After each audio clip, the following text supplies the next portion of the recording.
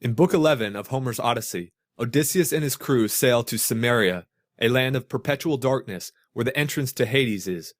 Odysseus performs the necessary sacrifices and rituals. Then, shades of the dead begin to appear. The shade of the prophet Tiresias tells Odysseus his future, which includes his arduous journey home and subsequent death at sea. Next, Odysseus sees the shade of his mother. He tries to embrace her, but sadly fails. Then he sees the heroines and heroes of ancient Greek mythology. Two of Odysseus's encounters are noteworthy, that with Agamemnon and that with Achilles. Agamemnon relates to Odysseus the tale of his return home and his death at the hands of his wife Clytemnestra and her lover Aegisthus. He asked me to his house, feasted me, and then butchered me most miserably, as though I were a fat beast in a slaughterhouse, while all around me my comrades were slain like sheep or pigs for the wedding breakfast, or picnic, or gorgeous banquet of some great nobleman.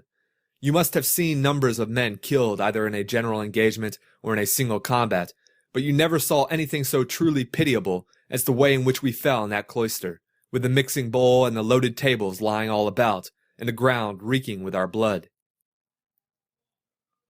I heard Priam's daughter Cassandra scream as Clytemnestra killed her close beside me.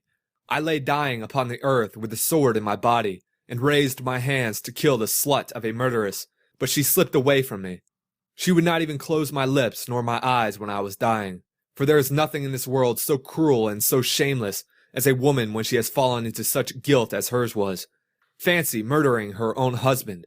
I thought I was going to be welcomed home by my children and my servants, but her abominable crime has brought disgrace on herself and all women who shall come after, even on the good ones. Contrary to the tone of the epic hitherto, Agamemnon's speech betrays a deep-seated mistrust and disdain for women. Odysseus's conversation with Achilles is also different from the general tone of Homer's Iliad.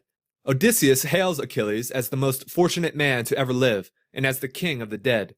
Achilles laments his death and gloomily responds, "I would rather be a paid servant in a poor man's house, and be above ground, than king of kings among the dead. Oh, might the lamp of life rekindled burn, and death release me from the silent urn." Achilles' attitude in this passage is different from his attitude in the Iliad, where he chooses a short life and fame over a long life and obscurity. Thus, Achilles' speech, Agamemnon's speech, and Odysseus' descent into Hades makes this book the strangest in Homer's canon. Nevertheless, it is very entertaining. I hope that you enjoyed watching this video. Please like, comment, and subscribe. Farewell.